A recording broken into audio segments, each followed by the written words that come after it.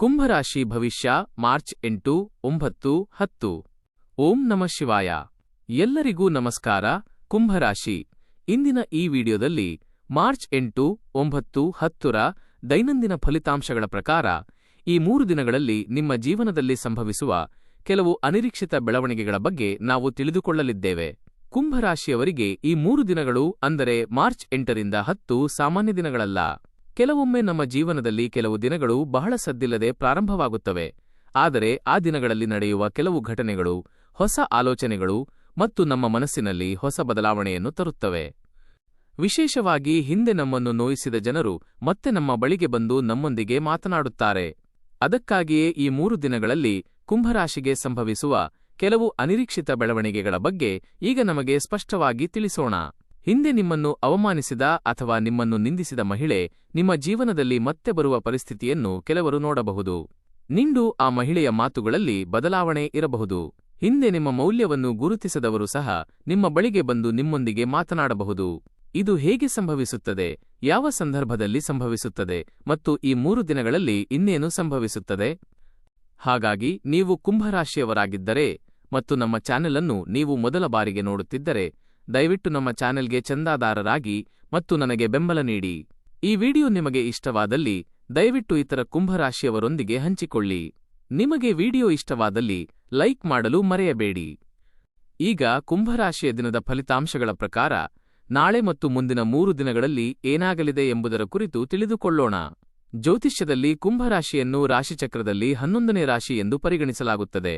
ಈ ರಾಶಿಯ ಆಡಳಿತ ಗ್ರಹ ಶನಿ. ಅದಕ್ಕಾಗಿಯೇ ಕುಂಭರಾಶಿಯವರು ತಮ್ಮ ಜೀವನದಲ್ಲಿ ಬಹಳಷ್ಟು ಯೋಚಿಸುತ್ತಾರೆ ಮತ್ತು ನಿರ್ಧಾರಗಳನ್ನು ತೆಗೆದುಕೊಳ್ಳುತ್ತಾರೆ.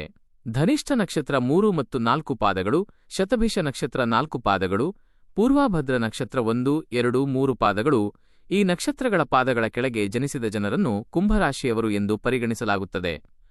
ಕುಂಭರಾಶಿಯವರು ಸಾಮಾನ್ಯವಾಗಿ ತುಂಬಾ ಮುಗ್ಧ ಜನರು ಮತ್ತು ಯಾರಿಗೂ ಹಾನಿ ಮಾಡುವ ಉದ್ದೇಶವನ್ನು ಹೊಂದಿರುವುದಿಲ್ಲ. ಆದರೆ ಕೆಲವರು ತಮ್ಮ ಒಳ್ಳೆಯ ಉದ್ದೇಶಗಳನ್ನು ಬಳಸಿಕೊಳ್ಳುವ ಅವಕಾಶವೂ ಇದೆ. ಅವರ ವಿಶೇಷ ಲಕ್ಷಣವೆಂದರೆ ಯಾರಾದರೂ ಒಮ್ಮೆ ತಮ್ಮ ಭಾವನೆಗಳನ್ನು ನೋಯಿಸಿದರೆ ಅವರು ತಕ್ಷಣ ಪ್ರತಿಕ್ರಿಯಿಸುವುದಿಲ್ಲ. ಆದರೆ ಒಂದು ದಿನ ಆ ವ್ಯಕ್ತಿಗೆ ಸತ್ಯ ಅರ್ಥವಾಗುತ್ತದೆ. ಅದಕ್ಕಾಗಿಯೇ ಈ 3 ದಿನಗಳಲ್ಲಿ ಕೆಲವು ಕುಂಭರಾಶಿಯವರಿಗೆ ಹಿಂದೆ ನಡೆದ ಒಂದು ಘಟನೆಯನ್ನು ನೆನಪಿಸಿಕೊಳ್ಳುವ ಅವಕಾಶವಿರುತ್ತದೆ. ವಿಶೇಷವಾಗಿ ಮಾರ್ಚ್ 9 ಅಥವಾ 10ರಂದು ಒಂದು ವಿಶೇಷ ಘಟನೆ ಸಂಭವಿಸಬಹುದು. ಹಿಂದೆ ನಿಮ್ಮನ್ನು ಕೀಳಾಗಿ ನೋಡುತ್ತಿದ್ದ ಅಥವಾ ಅವಮಾನಿಸಿದ ಮಹಿಳೆ ಈಗ ಮತ್ತೆ ನಿಮ್ಮ ಜೀವನದಲ್ಲಿ ಬರಬಹುದು. ಕೆಲವರಿಗೆ ಅವಳು ನೇರವಾಗಿ ನಿಮ್ಮ ಬಳಿಗೆ ಬಂದು ಮಾತನಾಡಬಹುದು. ನೀವು ಅವಳ ಮಾತುಗಳಲ್ಲಿ ಬದಲಾವಣೆಯನ್ನು ನೋಡಬಹುದು. ಅವರು ಹಿಂದೆ ನಿಮ್ಮನ್ನು ಅರ್ಥಮಾಡಿಕೊಳ್ಳುವ ಮತ್ತು ಈಗ ನಿಮ್ಮ ಮೌಲ್ಯವನ್ನು ಗುರುತಿಸುವ ಪರಿಸ್ಥಿತಿಗೂ ಇದು ಬರಬಹುದು. ಕೆಲವರಿಗೆ ಅದು ಫೋನ್ ಕರೆಯ ರೂಪದಲ್ಲಿ ಬರಬಹುದು ಮತ್ತು ಕೆಲವರಿಗೆ ಅದು ಸಂದೇಶದ ರೂಪದಲ್ಲಿ ಬರಬಹುದು. ಆಗ ನಿಮಗೆ ಆಶ್ಚರ್ಯವಾಗಬಹುದು. ಇದು ನಡೆಯುತ್ತಿದೆ ಎಂದು ನೀವು ಭಾವಿಸಬಹುದು. ಕುಂಭರಾಶಿಯವರಿಗೆ ವಿಶೇಷವಾಗಿ 2 ದೇವತೆಗಳು ಬಹಳ ಶುಭ. ಒಂದು ಶನಿ ದೇವರು ಅಂದರೆ ಶನಿ ದೇವರು ಮತ್ತು 2 ಶಿವದೇವರು. ಈ 3 ದಿನಗಳಲ್ಲಿ ಬೆಳಿಗ್ಗೆ ಅಥವಾ ಸಂಜೆ ಓಂ ನಮಃ ಶಿವಾಯ, ಓಂ ಶನೀಶ್ವರಾಯ ನಮಃ ಎಂದು ಜಪಿಸುವುದು ತುಂಬಾ ಒಳ್ಳೆಯದು. ಹನುಮಂತನನ್ನು ಸ್ಮರಿಸುವುದರಿಂದ ಶನಿಯ ಪ್ರಭಾವ ಸಂಪೂರ್ಣವಾಗಿ ಕಡಿಮೆಯಾಗುತ್ತದೆ ಎಂದು ಹೇಳಲಾಗುತ್ತದೆ. ಈ ರಾಶಿಚಕ್ರದ ಜನರು ಯಾವಾಗಲೂ ಕುಲದೇವತೆಯನ್ನು ಮರೆತುಬಿಡುತ್ತಾರೆ ಮತ್ತು ನಿಮಗೆ ಅನೇಕ ದುರದೃಷ್ಟಗಳು ಸಂಭವಿಸುತ್ತವೆ. ಈಗ ನಾವು ನಿಮಗೆ ಒಂದು ಪ್ರಮುಖ ವಿಷಯವನ್ನು ಹೇಳಬೇಕು. ಈ ಅವಧಿಯಲ್ಲಿ ಅನೇಕ ಜನರು ತಮ್ಮ ಮನೆಯ ಕುಲದೇವತೆಯನ್ನು ಸಂಪೂರ್ಣವಾಗಿ ಮರೆತುಬಿಡುತ್ತಿದ್ದಾರೆ. ನಮ್ಮ ಅಜ್ಜಿಯರು ಜಾತಿದೇವತೆಯನ್ನು ಪೂಜಿಸುತ್ತಿದ್ದರು, ಏಕೆಂದರೆ ಕುಲದೇವತೆಯು ಕುಟುಂಬವನ್ನು ರಕ್ಷಿಸುವ ಶಕ್ತಿ ಎಂದು ಪರಿಗಣಿಸಲಾಗಿದೆ. ಆದ್ದರಿಂದ ನಾವು ಕುಲದೇವತೆಯನ್ನು ಮರೆತರೆ ಕೆಲವೊಮ್ಮೆ ವಿಷಯಗಳು ವಿಳಂಬವಾಗುತ್ತವೆ, ಕುಟುಂಬದಲ್ಲಿ ಸಣ್ಣ ಜಗಳಗಳು ಉಂಟಾಗುತ್ತವೆ, ಮನಸ್ಸಿನಲ್ಲಿ ಆತಂಕ ಉಂಟಾಗುತ್ತದೆ, ನಮ್ಮ ಪ್ರಯತ್ನಗಳ ಫಲಿತಾಂಶಗಳು ವಿಳಂಬವಾಗುತ್ತವೆ ಮತ್ತು ಅಂತಹುದೇ ಸಂದರ್ಭಗಳು ಸಹ ಕಾಣಿಸಿಕೊಳ್ಳಬಹುದು. ಅದಕ್ಕಾಗಿಯೇ ಕುಂಭರಾಶಿಯವರು ತಮ್ಮ ಮನೆಯ ಕುಲದೇವತೆ ಯಾರೆಂದು ತಿಳಿದುಕೊಳ್ಳುವುದು ಮತ್ತು ವರ್ಷಕ್ಕೊಮ್ಮೆಯಾದರೂ ಆ ದೇವರನ್ನು ಭೇಟಿ ಮಾಡುವುದು ತುಂಬಾ ಒಳ್ಳೆಯದು. ನಾವು ಯಾವಾಗಲೂ ಕುಲದೇವತೆಯನ್ನು ಪೂಜಿಸಲು ಮರೆಯುವುದರಿಂದ ನಮ್ಮ ಜೀವನದಲ್ಲಿ ಅನೇಕ ಸಮಸ್ಯೆಗಳು ಉದ್ಭವಿಸುತ್ತವೆ. ನಾವು ಏಕೆ ಎಂದು ತಿಳಿಯದೆ ಬಳಲುತ್ತೇವೆ, ನಮ್ಮ ಕೆಲಸಗಳು ಏಕೆ ನಿಲ್ಲುತ್ತಿವೆ, ನಮ್ಮ ಕಷ್ಟಗಳು ಏಕೆ ಕಡಿಮೆಯಾಗುತ್ತಿಲ್ಲ, ನಮ್ಮ ಪ್ರಯತ್ನಗಳು ಏಕೆ ಫಲಿತಾಂಶಗಳನ್ನು ನೀಡುತ್ತಿಲ್ಲ? ಅನೇಕ ಜನರು ಆಶ್ಚರ್ಯಪಡುತ್ತಾರೆ. ಆದರೆ ಜ್ಯೋತಿಷ್ಯ ಮತ್ತು ಪುರಾಣಗಳ ಪ್ರಕಾರ ಒಂದು ಪ್ರಮುಖ ಕಾರಣವೆಂದರೆ ಜಾತಿ ದೇವತೆಯನ್ನು ಮರೆತುಬಿಡುವುದು. ನಮ್ಮ ಪೂರ್ವಜರು ಅನೇಕ ತಲೆಮಾರುಗಳಿಂದ ಪೂಜಿಸುತ್ತಿದ್ದ ದೇವರು ಜಾತಿದೇವತೆ. ನಮ್ಮ ಕುಟುಂಬ ಮತ್ತು ನಮ್ಮ ವಂಶಾವಳಿಯನ್ನು ರಕ್ಷಿಸುವ ಶಕ್ತಿಯೂ ಜಾತಿದೇವತೆ ಎಂದು ಪರಿಗಣಿಸಲಾಗುತ್ತದೆ. ಹಳೆಯ ದಿನಗಳಲ್ಲಿ ನಮ್ಮ ಹಿರಿಯರು ಯಾವುದೇ ಕೆಲಸವನ್ನು ಪ್ರಾರಂಭಿಸುವ ಮೊದಲು ಜಾತಿ ದೇವತೆಯನ್ನು ನೆನಪಿಸಿಕೊಳ್ಳುತ್ತಿದ್ದರು. ಮದುವೆಗಳು, ಶುಭ ಕಾರ್ಯಕ್ರಮಗಳು, ಹೊಸ ಮನೆ ವ್ಯವಹಾರ ಅಥವಾ ಪ್ರಯಾಣದಂತಹ ಯಾವುದೇ ಕೆಲಸವನ್ನು ಪ್ರಾರಂಭಿಸುವ ಮೊದಲು ಅವರು ಮೊದಲು ಜಾತಿ ದೇವತೆಯನ್ನು ಪೂಜಿಸುತ್ತಿದ್ದರು. ಹಾಗೆ ಮಾಡುವುದರಿಂದ ಅವರ ಜೀವನದಲ್ಲಿ ಹೆಚ್ಚು ಶುಭ ಫಲಿತಾಂಶಗಳು ಬರುತ್ತಿದ್ದವು. ಆದರೆ ಕಾಲ ಬದಲಾದಂತೆ ಜೀವನ ವಿಧಾನವು ಬದಲಾಯಿತು. ಅನೇಕ ಜನರು ಈಗ ನಮ್ಮ ಜಾತಿ ದೇವತೆ ಯಾರೆಂಬುದನ್ನು ಮರೆತಿದ್ದಾರೆ. ಅದಕ್ಕಾಗಿಯೇ ಹಿರಿಯರು ಅನೇಕ ಕುಟುಂಬಗಳಲ್ಲಿ ಕೆಲವು ದುರದೃಷ್ಟಗಳು ಸಂಭವಿಸಲಿವೆ ಎಂದು ಹೇಳುತ್ತಲೇ ಇರುತ್ತಾರೆ. ಆದರೆ ಕೆಲವು ಕುಟುಂಬಗಳಲ್ಲಿ ಇದು ಸಂಭವಿಸುತ್ತದೆ. ನೀವು ಒಂದು ಕೆಲಸವನ್ನು ಪ್ರಾರಂಭಿಸಿದರೆ ಅದು ಪೂರ್ಣಗೊಳ್ಳುವುದಿಲ್ಲ. ನೀವು ಗಳಿಸುವ ಹಣವು ಉಳಿಯುವುದಿಲ್ಲ. ಸಣ್ಣಪುಟ್ಟ ಜಗಳಗಳು ಆಗಾಗ್ಗೆ ಹೆಚ್ಚಾಗುತ್ತವೆ. ಆರೋಗ್ಯ ಸಮಸ್ಯೆಗಳು ಆಗಾಗ್ಗೆ ಸಂಭವಿಸುತ್ತವೆ. ಮದುವೆಗಳು ವಿಳಂಬವಾಗುತ್ತವೆ ಮತ್ತು ಪ್ರಯತ್ನಗಳು ನಡೆಯುತ್ತವೆ. ಉದ್ಯೋಗ ಸಿಗದಿರುವುದು, ಆರೋಗ್ಯ ಸಮಸ್ಯೆಗಳ ಕೊರತೆ ಮುಂತಾದ ಸಂದರ್ಭಗಳಿಗೆ ಜಾತಿದೇವತೆಯ ಪೂಜೆಯ ಕೊರತೆ ಒಂದು ಕಾರಣ ಎಂದು ಜ್ಯೋತಿಷ್ಯ ಹೇಳುತ್ತದೆ. ಜಾತಿದೇವತೆ ಕೇವಲ ದೇವತೆಯಲ್ಲ, ಅದು ನಮ್ಮ ಕುಟುಂಬವನ್ನು ರಕ್ಷಿಸುವ ದೈವಿಕ ಶಕ್ತಿಯೂ ಆಗಿದೆ. ನಮ್ಮ ಪೂರ್ವಜರು ನಮ್ಮ ಜಾತಿದೇವತೆಯನ್ನು ಹಲವು ವರ್ಷಗಳಿಂದ ಭಕ್ತಿಯಿಂದ ಪೂಜಿಸುತ್ತಿದ್ದರು ಮತ್ತು ಆಶೀರ್ವಾದ ಪಡೆದರು. ಆದ್ದರಿಂದ ನಾವು ಅದನ್ನು ಮರೆಯದೆ ದೇವರನ್ನು ಪೂಜಿಸಬೇಕು. ಜಾತಿದೇವತೆಯನ್ನು ನಾವು ಹೇಗೆ ಗುರುತಿಸಬಹುದು? ಈಗ ನಮ್ಮ ಜಾತಿದೇವತೆ ಯಾರೆಂದು ಅನೇಕ ಜನರಿಗೆ ತಿಳಿದಿಲ್ಲ. ಅಂತಹ ಜನರು ಮೊದಲು ಮನೆಯಲ್ಲಿ ಹಿರಿಯರನ್ನು ಕೇಳಬೇಕು. ಅಜ್ಜಿ ಮತ್ತು ಹಿರಿಯರು ನಮಗೆ ಹೇಳುತ್ತಾರೆ. ಎಲ್ಲೋ ಒಂದು ಹಳ್ಳಿಯಲ್ಲಿ ಅಥವಾ ದೇವಸ್ಥಾನದಲ್ಲಿ ನಮ್ಮ ಕುಟುಂಬದಲ್ಲಿ ನಾವು ಪೂಜಿಸುವ ದೇವತೆಯೂ ಇರುತ್ತದೆ. ಕೆಲವು ಕುಟುಂಬಗಳಲ್ಲಿ ಕುಟುಂಬ ದೇವತೆ ತಾಯಿ, ಶಿವ, ವೆಂಕಟೇಶ್ವರ ಸ್ವಾಮಿ ಅಥವಾ ಗ್ರಾಮ ದೇವತೆಯಾಗಿರಬಹುದು. ಕುಟುಂಬ ದೇವತೆಯನ್ನು ನೆನಪಿಸಿಕೊಳ್ಳುವುದು ತುಂಬಾ ಸುಲಭ. ಪ್ರತಿದಿನ ಬೆಳಿಗ್ಗೆ ನಾವು ಎಚ್ಚರಗೊಂಡು ಸಂಜೆ ಅಥವಾ ಬೆಳಿಗ್ಗೆ ನಮ್ಮ ಮನಸ್ಸಿನಲ್ಲಿ ದೇವರನ್ನು ನೆನಪಿಸಿಕೊಳ್ಳಬೇಕು ಮತ್ತು ಅದಕ್ಕೆ ನಮಸ್ಕರಿಸಬೇಕು. ಸಾಧ್ಯವಾದರೆ ನಾವು ವರ್ಷಕ್ಕೊಮ್ಮೆಯಾದರೂ ದೇವಸ್ಥಾನಕ್ಕೆ ಹೋಗಿ ಪೂಜಿಸಬೇಕು.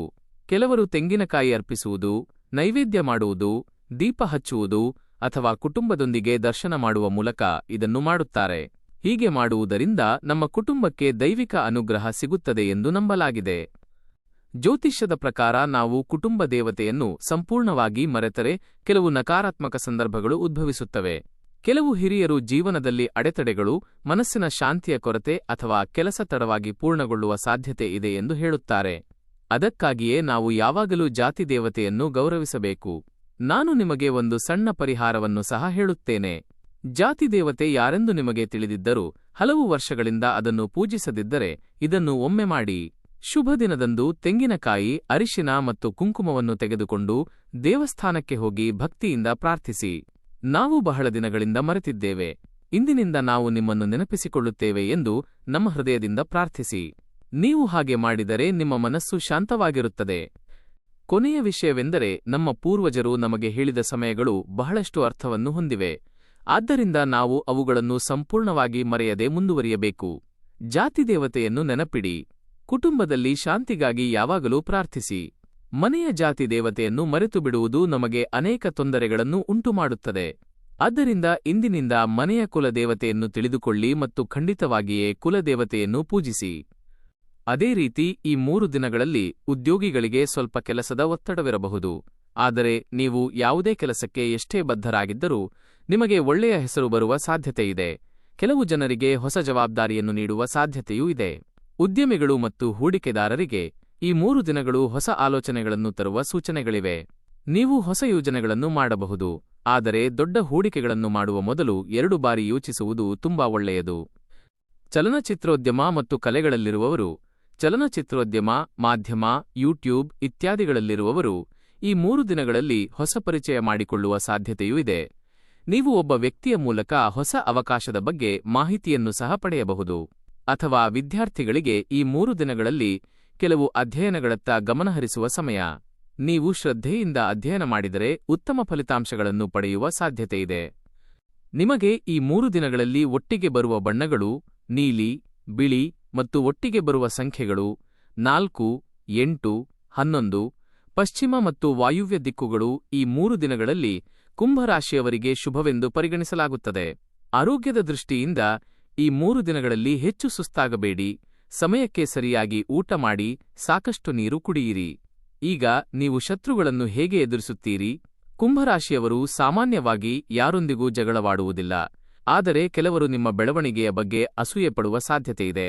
ಆದ್ದರಿಂದ ಶಾಂತವಾಗಿರುವುದು ಮತ್ತು ಅನಗತ್ಯ ವಾದಗಳನ್ನು ಮಾಡದಿರುವುದು ತುಂಬಾ ಒಳ್ಳೆಯದು. ಈಗ ಈ 3 ದಿನಗಳ ಸಂಜೆ ಒಂದು ಸಣ್ಣ ಪರಿಹಾರವನ್ನು ಮಾಡುವುದರಿಂದ ದುಷ್ಟಕಣ್ಣಿನಿಂದ ಮುಕ್ತಿ ಪಡೆಯಲು ನಿಮಗೆ ತುಂಬಾ ಉಪಯುಕ್ತವಾಗುತ್ತದೆ. ನಿಂಬೆಹಣ್ಣನ್ನು ತೆಗೆದುಕೊಂಡು ಅದನ್ನು ನಿಮ್ಮ ತಲೆಯ ಸುತ್ತಲೂ 3 ಬಾರಿ ತಿರುಗಿಸಿ ಹೊರಗೆ ಎಸೆಯಿರಿ. ಹೀಗೆ ಮಾಡುವುದರಿಂದ ದುಷ್ಟಕಣ್ಣಿನ ಪರಿಣಾಮ ಕಡಿಮೆಯಾಗುತ್ತದೆ ಎಂದು ಹಿರಿಯರು ಹೇಳುತ್ತಾರೆ. ಮತ್ತು ನಾಳೆ ಈ 3 ದಿನಗಳಲ್ಲಿ ನೀವು ಮಾಡಬೇಕಾದ ಕೆಲವು ದಾನಗಳ ಬಗ್ಗೆ ತಿಳಿದುಕೊಳ್ಳೋಣ. ಬಡವರಿಗೆ ಆಹಾರ ನೀಡುವುದು, ಪಕ್ಷಿಗಳಿಗೆ ಬೀಜಗಳನ್ನು ನೀಡುವುದು, ಹಸುಗಳಿಗೆ ಹುಲ್ಲು ನೀಡುವುದು ಅಥವಾ ದೇವಸ್ಥಾನಕ್ಕೆ ಎಳ್ಳನ್ನು ದಾನ ಮಾಡುವುದು ತುಂಬಾ ಒಳ್ಳೆಯದು. ಈ 3 ದಿನಗಳಲ್ಲಿ ಒಮ್ಮೆ ನಿಮ್ಮನ್ನು ಕೀಳಾಗಿ ನೋಡುತ್ತಿದ್ದ ಮಹಿಳೆ ಅಥವಾ ವ್ಯಕ್ತಿ ಮತ್ತೆ ನಿಮ್ಮ ಜೀವನದಲ್ಲಿ ಬಂದು ನಿಮ್ಮೊಂದಿಗೆ ಮಾತನಾಡಬಹುದು. ಆಗ ನಿಮಗೆ ಆಶ್ಚರ್ಯವಾಗಬಹುದು. ಏಕೆಂದರೆ ಕೆಲವೊಮ್ಮೆ ಜೀವನದಲ್ಲಿ ಸಮಯವು ನಮ್ಮ ಮೌಲ್ಯವನ್ನು ತೋರಿಸುತ್ತದೆ ಮತ್ತು ಸಾಬೀತುಪಡಿಸುತ್ತದೆ. ಆದ್ದರಿಂದ ಯಾವಾಗಲೂ ಶಾಂತವಾಗಿರಿ. ದೇವರನ್ನು ನೆನಪಿಡಿ. ನಿಮ್ಮ ಕೆಲಸವನ್ನು ಮುಂದುವರಿಸಿ ಮತ್ತು ಮುಂದುವರಿಯಿರಿ. ಅಲ್ಲದೆ ನಿಮ್ಮ ಜೀವನದಲ್ಲಿ ಕೆಲವು ವಿಚಿತ್ರ ಘಟನೆಗಳು ಸಂಭವಿಸುತ್ತವೆ. ಒಂದು ಕಾಲದಲ್ಲಿ ನಮ್ಮಿಂದ ದೂರವಿದ್ದ ಜನರು ಮತ್ತು ಅವರು ನಮ್ಮ ಜೀವನವನ್ನು ಸಂಪೂರ್ಣವಾಗಿ ತೊರೆದಿದ್ದಾರೆಂದು ನಾವು ಭಾವಿಸಿದ್ದೆವು. ಒಂದು ದಿನ ಇದ್ದಕ್ಕಿದ್ದಂತೆ ನಮ್ಮ ಬಳಿಗೆ ಹಿಂತಿರುಗುತ್ತಾರೆ. ಅಂತಹ ಪರಿಸ್ಥಿತಿ ಈಗ ಕೆಲವು ಜನರ ಜೀವನದಲ್ಲಿ ಕಾಣಿಸಿಕೊಳ್ಳುವ ಸಾಧ್ಯತೆಯಿದೆ. ಇದುವರೆಗೆ ನಿಮ್ಮನ್ನು ಕೀಳಾಗಿ ನೋಡುತ್ತಿದ್ದ ಮತ್ತು ಕೆಲವೊಮ್ಮೆ ನಿಮ್ಮನ್ನು ಕೇಕ್ ತುಂಡುಗಳಂತೆ ಅವಮಾನಿಸಿದ ಮಹಿಳೆ ಕೂಡ ನಿಮ್ಮ ಜೀವನದಲ್ಲಿ ಮತ್ತೆ ಪ್ರವೇಶಿಸಬಹುದು.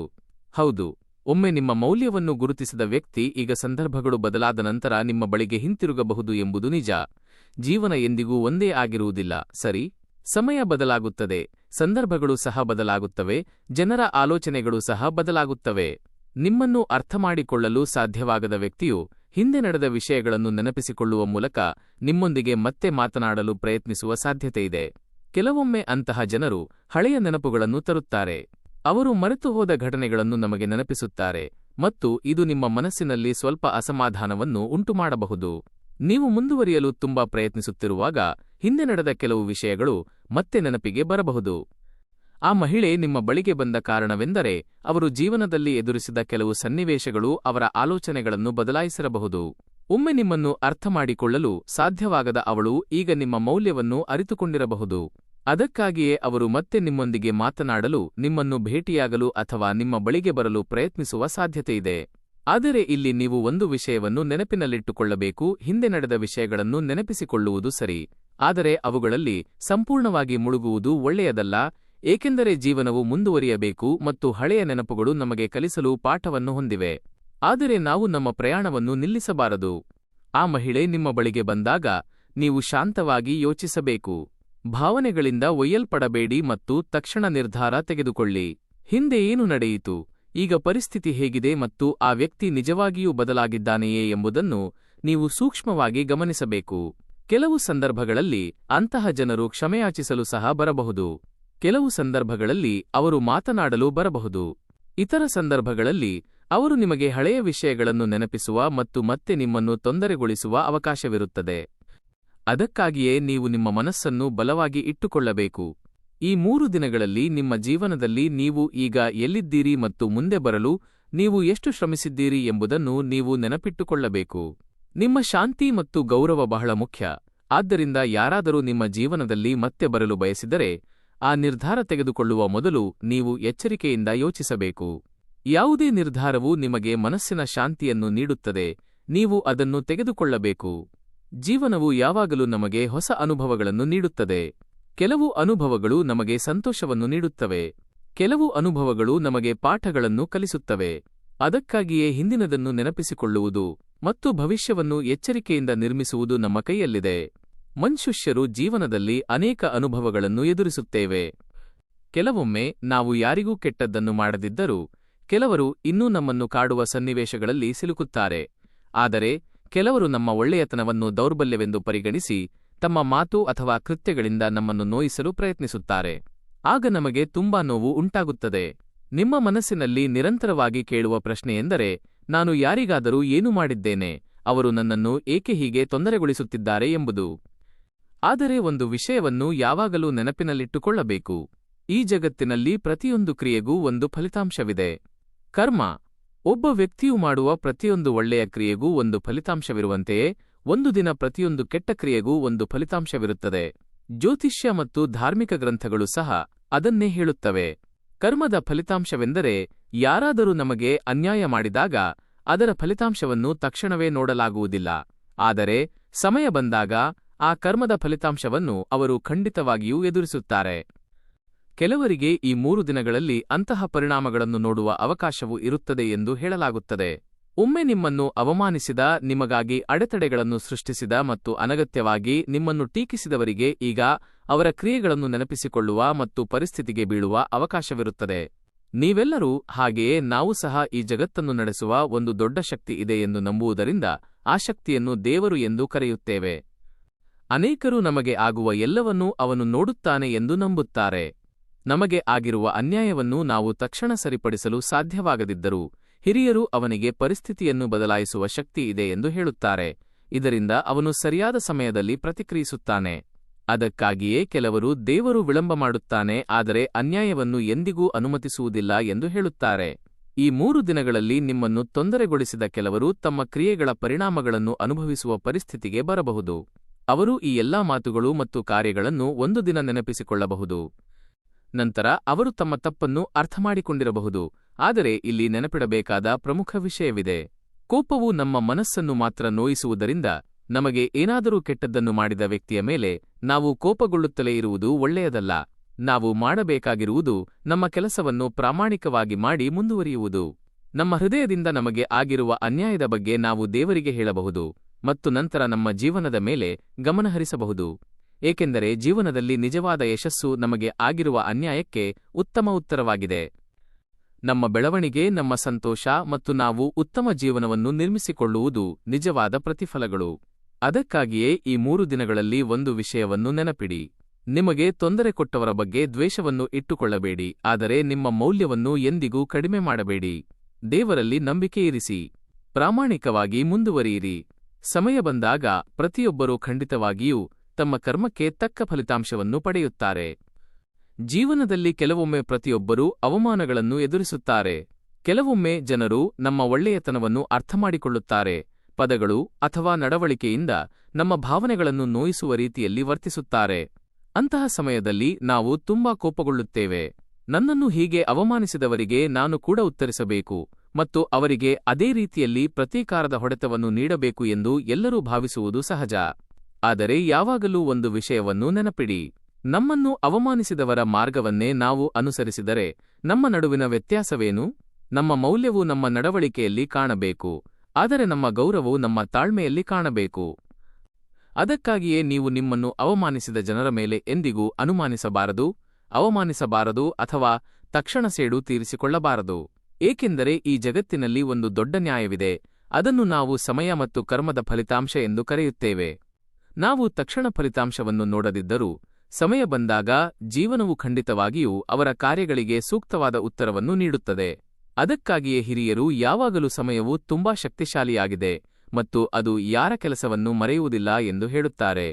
ನೀವು ಕೋಪದಿಂದ ತಕ್ಷಣ ಪ್ರತಿಕ್ರಿಯಿಸಿದರೆ ಪರಿಸ್ಥಿತಿ ಹದಗೆಡಬಹುದು, ಆದರೆ ನೀವು ತಾಳ್ಮೆಯಿಂದ ಮತ್ತು ನಿಮ್ಮ ಹಾದಿಯಲ್ಲಿ ಮುಂದುವರೆದರೆ ಸಮಯವು ಖಂಡಿತವಾಗಿಯೂ ಯಾರು ಸರಿ ಎಂದು ತೋರಿಸುತ್ತದೆ. ಈ 3 ದಿನಗಳಲ್ಲಿ ನೀವು ಮಾಡಬೇಕಾದ ಪ್ರಮುಖ ವಿಷಯವೆಂದರೆ ನಿಮ್ಮ ಮನಸ್ಸನ್ನು ಶಾಂತವಾಗಿರಿಸಿಕೊಳ್ಳುವುದು. ಈಗ ಉದ್ಯೋಗದಲ್ಲಿರುವವರು ಹೊಸ ಅವಕಾಶಗಳನ್ನು ನೋಡಬಹುದು. ವ್ಯಾಪಾರ ಮಾಡುವವರು ಹೊಸ ಸುಧಾರಣೆಗಳನ್ನು ನೋಡಬಹುದು. ವಿದ್ಯಾರ್ಥಿಗಳು ತಮ್ಮ ಅಧ್ಯಯನದ ಮೇಲೆ ಗಮನಹರಿಸಲು ಇದು ಒಳ್ಳೆಯ ಸಮಯವಾಗಿರಬಹುದು. ಅಂತಹ ಸಮಯದಲ್ಲಿ ಕೋಪ ಅಥವಾ ನೋವನ್ನು ಮನಸ್ಸಿನಲ್ಲಿಟ್ಟುಕೊಳ್ಳುವುದಕ್ಕಿಂತ ನಮ್ಮ ಶಕ್ತಿಯನ್ನು ಒಳ್ಳೆಯ ಕಾರ್ಯಗಳಿಗೆ ಬಳಸುವುದು ಉತ್ತಮ. ಅದಕ್ಕಾಗಿಯೇ ಈ 3 ದಿನಗಳಲ್ಲಿ ನೀವು ಒಳ್ಳೆಯ ಕಾರ್ಯವನ್ನು ಮಾಡಬೇಕು. ನಿಮ್ಮ ನೆಚ್ಚಿನ ದೇವರನ್ನು ನೆನಪಿಸಿಕೊಳ್ಳಲು ಮರೆಯದಿರಿ. ಬೆಳಿಗ್ಗೆ ಅಥವಾ ಸಂಜೆ ಸ್ವಲ್ಪ ಸಮಯ ಭಕ್ತಿಯಿಂದ ಪ್ರಾರ್ಥಿಸಿ. ದೀಪ ಹಚ್ಚಿ ಹೃದಯದಿಂದ ಪ್ರಾರ್ಥಿಸಿದರೆ ಮನಸ್ಸಿಗೆ ಶಾಂತಿ ಬರುತ್ತದೆ ಎಂದು ಹೇಳಲಾಗುತ್ತದೆ. ನಿಮ್ಮ ನೆಚ್ಚಿನ ದೇವರನ್ನು ಪೂಜಿಸುವುದರಿಂದ ನಮಗೆ ಧೈರ್ಯ ಬರುತ್ತದೆ. ಅದು ನಮ್ಮ ಆಲೋಚನೆಗಳನ್ನು ಸಕಾರಾತ್ಮಕವಾಗಿ ಬದಲಾಯಿಸುತ್ತದೆ ಎಂದು ಸಹ ಹೇಳಬಹುದು. ಸಮಯ ಬಂದಾಗ ಯಾರು ಸರಿ ಎಂದು ಜಗತ್ತು ಖಂಡಿತವಾಗಿಯೂ ನೋಡುತ್ತದೆ. ನಿಮ್ಮ ಗೌರವ, ತಾಳ್ಮೆ ಮತ್ತು ನಿಮ್ಮ ಒಳ್ಳೆಯತನವನ್ನು ಕಾಪಾಡಿಕೊಳ್ಳಿ. ನಿಮ್ಮನ್ನು ಅವಮಾನಿಸುವವರ ಮೇಲೆ ಸೇಡು ತೀರಿಸಿಕೊಳ್ಳುವ ಬಗ್ಗೆ ಯೋಚಿಸಬೇಡಿ. ನಮ್ಮ ಜೀವನದಲ್ಲಿ ಯಾವುದೇ ಸಮಸ್ಯೆಗಳು ಉದ್ಭವಿಸಿದರೂ ಅದು ಖಂಡಿತವಾಗಿಯೂ ಅದನ್ನು ಧೈರ್ಯದಿಂದ ಎದುರಿಸಲು ನಮಗೆ ಶಕ್ತಿಯನ್ನು ನೀಡುತ್ತದೆ ಎಂದು ಹೇಳಲಾಗುತ್ತದೆ. ಅಲ್ಲಿಯವರೆಗೆ ಯಾವಾಗಲೂ ಶಾಂತವಾಗಿರಿ. ನಿಮ್ಮ ಕೆಲಸವನ್ನು ಪ್ರಾಮಾಣಿಕವಾಗಿ ಮಾಡುತ್ತಿರಿ. ನಿಮ್ಮ ನೆಚ್ಚಿನ ದೇವರನ್ನು ನೆನಪಿಸಿಕೊಳ್ಳುತ್ತಿರಿ. ಅಲ್ಲದೆ ಯಾವಾಗಲೂ ನಿಮ್ಮ ನೆಚ್ಚಿನ ದೇವರ ಹೆಸರನ್ನು ನೆನಪಿಡಿ. ಅಲ್ಲದೆ ಓಂ ನಮಃ ಶಿವಾಯ, ಓಂ ಶ್ರೀ ವರ್ಧನಾಯ ನಮಃ, ಓಂ ಹನುಮತೆ ನಮಃ, ಓಂ ಶಂ ಶನೀಶ್ವರಾಯ ನಮಃ ಇಂತಹ ಹೆಸರುಗಳನ್ನು ಪ್ರತಿದಿನ ನಮ್ಮ ಮನಸ್ಸಿನಲ್ಲಿ ನೆನಪಿಸಿಕೊಳ್ಳುವುದರಿಂದ ನಮ್ಮ ಮೇಲಿರುವ ಯಾವುದೇ ನಕಾರಾತ್ಮಕ ಶಕ್ತಿಯೂ ಸಂಪೂರ್ಣವಾಗಿ ದೂರವಾಗುತ್ತದೆ ಮತ್ತು ನಮಗೆ ಖಂಡಿತವಾಗಿಯೂ ಮಾನಸಿಕ ಶಕ್ತಿ ಮತ್ತು ಧೈರ್ಯ ಬರುತ್ತದೆ. ಈ ವಿಡಿಯೋ ಕುಂಭರಾಶಿಯವರಾಗಿದ್ದು ನಮ್ಮ ಚಾನಲ್ ಅನ್ನು ಮೊದಲ ಬಾರಿಗೆ ವೀಕ್ಷಿಸುತ್ತಿರುವ ಯಾರಿಗಾದರೂ ಆಗಿದ್ದರೆ ದಯವಿಟ್ಟು ಚಾನಲ್ಗೆ ಚಂದಾದಾರರಾಗಿ ಮತ್ತು ನನ್ನನ್ನು ಬೆಂಬಲಿಸಿ. ಈ ವಿಡಿಯೋ ನಿಮಗೆ ಇಷ್ಟವಾದರೆ ಲೈಕ್ ಮಾಡಲು ಮರೆಯಬೇಡಿ. ಮತ್ತೊಂದು ವಿಡಿಯೋದೊಂದಿಗೆ ಮತ್ತೆ ಭೇಟಿಯಾಗೋಣ.